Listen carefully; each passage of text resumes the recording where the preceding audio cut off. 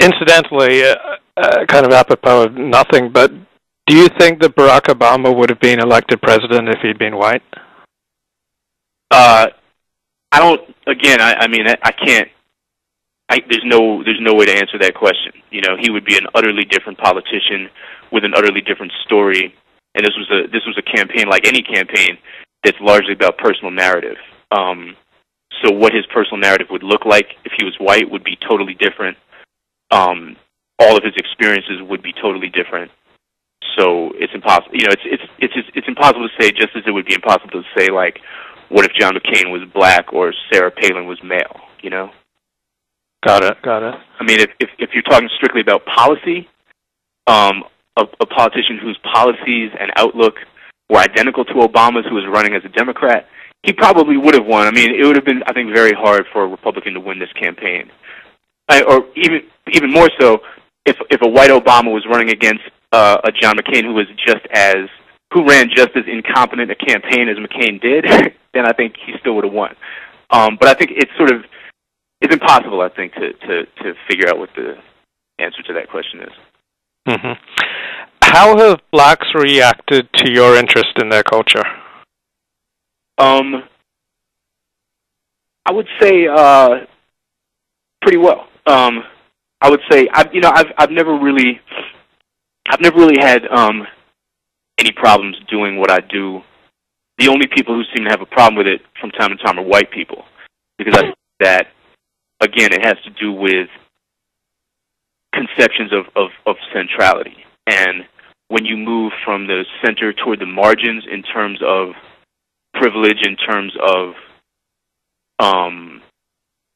where people like to think the center is located, then they start to freak out a little bit and wonder if it's really where they thought it was. So I think that, you know, anybody who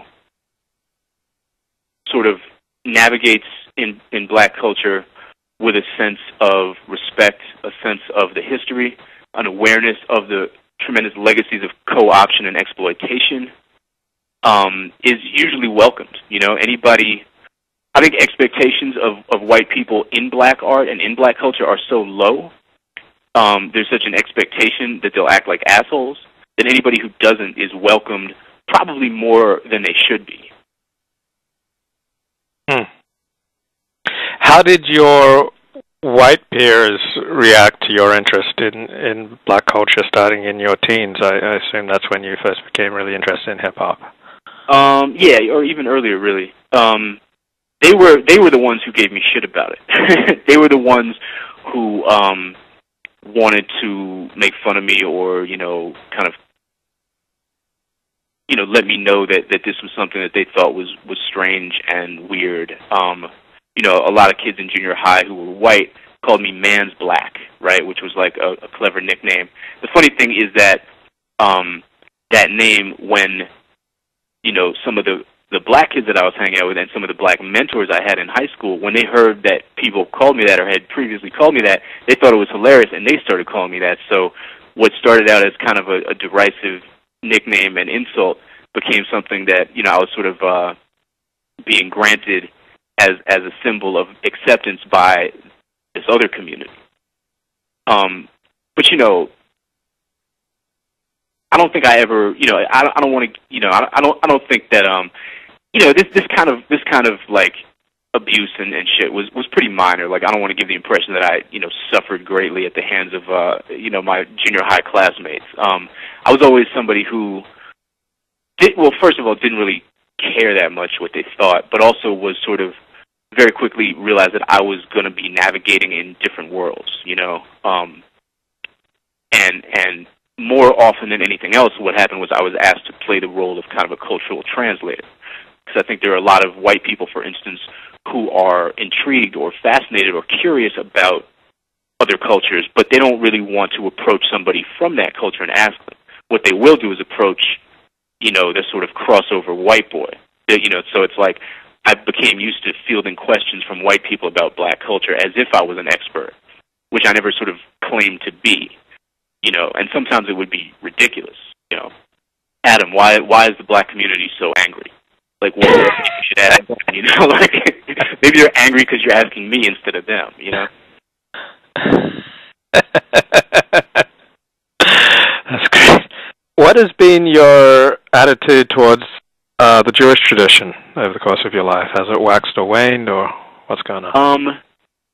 As a kid, it was not, you know, I wasn't raised religious. I was raised by very secular parents who themselves were the children of very secular parents. So we didn't go to synagogue. My parents, sort of out of some vague kind of feeling that I should know something about Judaism, sent me to a Jewish Sunday school that met at a junior college.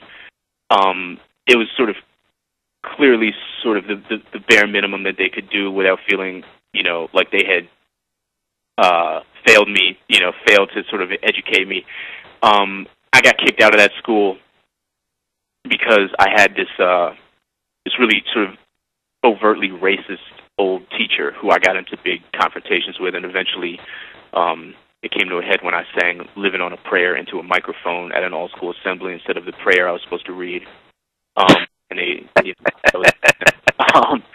but I think, you know, largely, I think because the community I was growing up in was pretty Jewish, you know, I conflated Jewish with white as a kid, and because I was very critical of what whiteness meant, what sort of the, you know, historical, economic, social, judicial privilege of whiteness meant, I sort of lumped Jews and whites together because most of the white people I knew, in fact, largely were Jewish.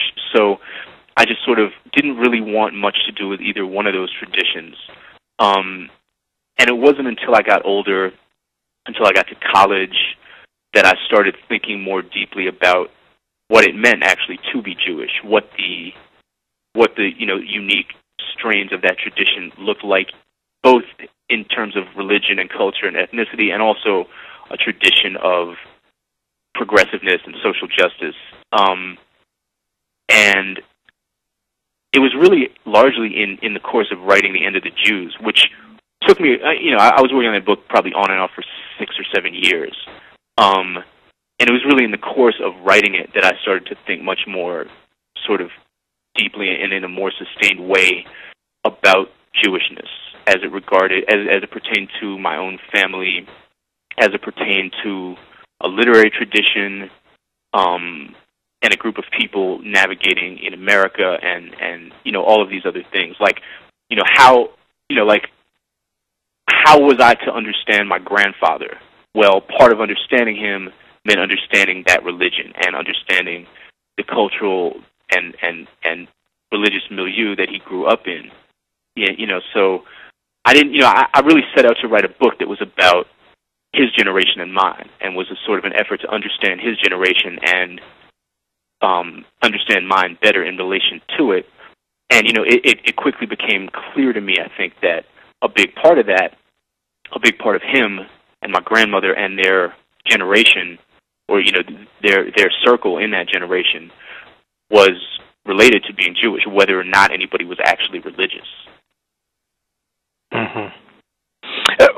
One thing that struck me with your book, there's the title, The End of the Jews, and then I read the book, and none of the characters have much of an interest in the Jewish tradition. Mm-hmm. Yeah, that's true. I mean, I think everybody in the book is relatively secular. I think that they do have an interest. You know, for me, one of the things that I tried to deal with in the book is the ways in which identity for pretty much all of these characters is something that is constantly in flux. It's not something that's ever fixed, whether it's religious identity, sexual identity, political identity. And I think that there's a number of times in the book where characters find themselves surprised at the ways that they sort of pick up Jewish identity and wield it, use it as a weapon, and also the ways in which and the times at which they try to distance themselves from it. I think, you know, for Tristan, the elder Tristan, the novelist, being Jewish is in some ways central to his life and his writing, but in a way that is unique and particular to him and doesn't really have much to do with religion at all. But, you know, as he goes through various stages of being accepted and rejected by Jewish readers and by a Jewish community,